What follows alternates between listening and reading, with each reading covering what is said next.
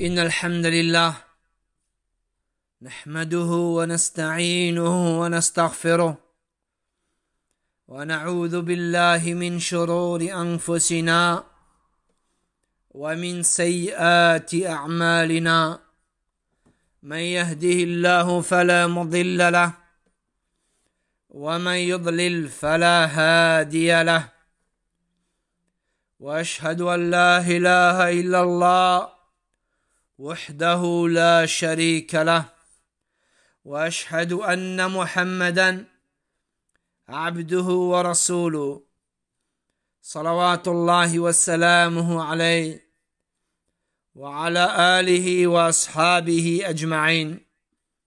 يا أيها الذين آمنوا اتقوا الله حق تقاته ولا تموتن إلا وأنتم مسلمون.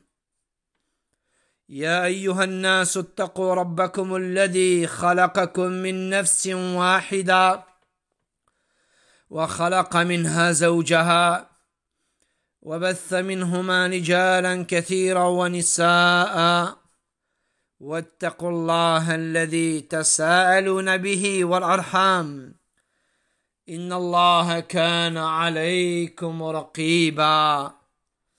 يا أيها الذين آمنوا اتقوا الله وقولوا قولا سديدا يصلح لكم أعمالكم ويغفر لكم ذنوبكم ومن يطع الله ورسوله فقد فاز فوزا عظيما.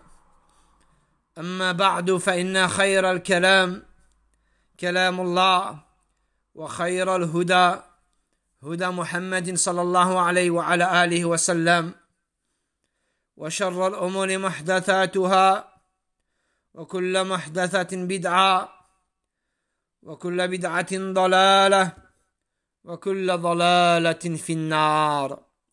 فيا أيها الناس اتقوا الله سبحانه.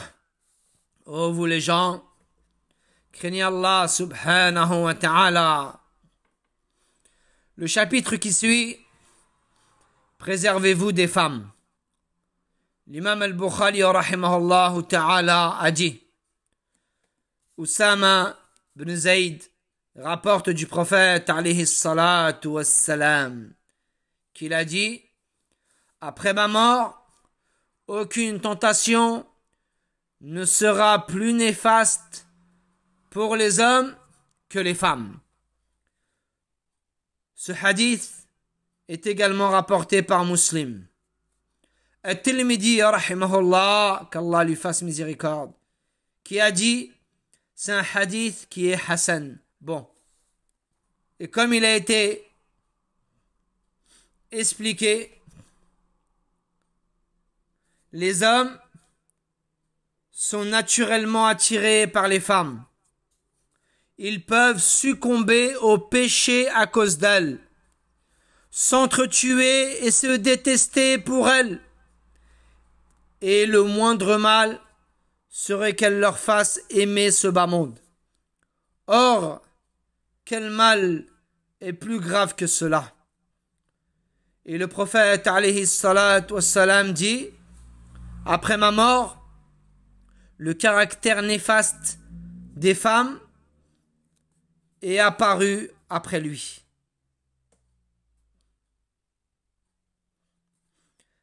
Al-Hafiz a dit au sujet de ce hadith, la tentation des femmes est plus grande encore que les autres formes de tentation. Preuve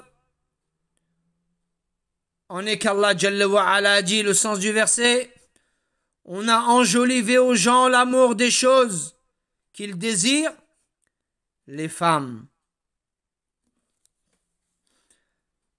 Allah les a donc décrites comme étant un désir en soi. Il a parlé d'elles avant de parler des autres plaisirs de ce bas monde, ce qui prouve qu'elles sont le désir le plus important. Certains sages ont dit, la femme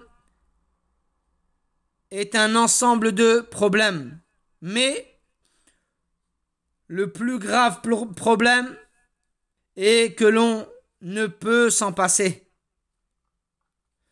Et bien qu'elle soit déficiente en termes de raisonnement et de religion, elles arrivent à pousser l'homme à faire ce qui est en soi une déficience intellectuelle et religieuse.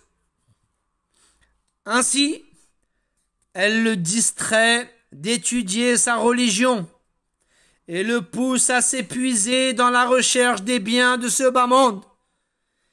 Et c'est là le pire des fléaux. Fin de citation. L'imam Muslim a dit, Abu Sa'id al-Khudri radiyallahu anhu rapporte du prophète alayhi salatu wassalam qu'il a dit, ce bas monde est agréable, en plaisant, et Allah a fait en sorte que vous y vous succédez les uns les autres afin de voir comment vous allez agir. Préservez-vous donc de la tentation de ce bas monde et préservez-vous de la tentation des femmes. Rapporté également par Ibn Majah, Satan tente l'être humain en lui embellissant le mal pour le faire apparaître sous la forme du bien. Il l'invite ainsi au mal, comme l'a dit notre Seigneur, qui met en garde ses serviteurs contre Satan, dans le sens, ô enfants d'Adam, que le diable ne vous tente point, comme il a fait sortir du paradis votre père et mère, leur arrachant leurs vêtements pour leur rendre visible leur nudité. Donc, la femme est comparable au diable, car elle est une source de tentation pour l'homme. L'imam Muslim a dit, Jabir rapporte que le prophète alayhi salatu wassalam vit une femme. Il se rendit alors auprès de son épouse Zaynab, tandis qu'elle tannait une peau lui appartenant. Il eut des rapports intimes avec elle, sortit ensuite et dit à ses compagnons, la femme se présente sous la forme d'un démon et s'en va sous la forme d'un démon. Si l'un de vous voit une femme qu'il approche son épouse, cela éloignera de son esprit les mauvaises pensées. Concernant le propos du prophète alayhi salatu wassalam, la femme se présente sous la forme d'un démon et s'en va sous la forme d'un démon. An-Nawawi a dit dans son commentaire du recueil de Muslim, les savants ont dit cela signifie que la femme éveille le désir et suscite le trouble en raison du penchant naturel pour les femmes qu'Allah a établi dans l'esprit des hommes. Ainsi, ils prennent plaisir à les regarder et tout ce qui a trait à elles. Elles ont donc un point commun avec le démon, en ce sens que celui-ci invite au mal par les insufflations et sa façon d'embellir ce qui est maléfique. On déduit donc de cela qu'il convient à la femme de ne pas se mêler aux hommes, sauf en cas de nécessité. Il convient aussi aux hommes de baisser le regard lorsqu'une femme passe et de s'occuper d'autre chose. Fin de citation. Et la législation islamique a fermé toutes les portes pouvant amener à être tenté par les femmes. Wa la hawla wa la quwwata illa billah. Subhanakallahumma bihamdik. Ashhadu an la ilaha illa ant. Astaghfiruka wa atubu ilayk.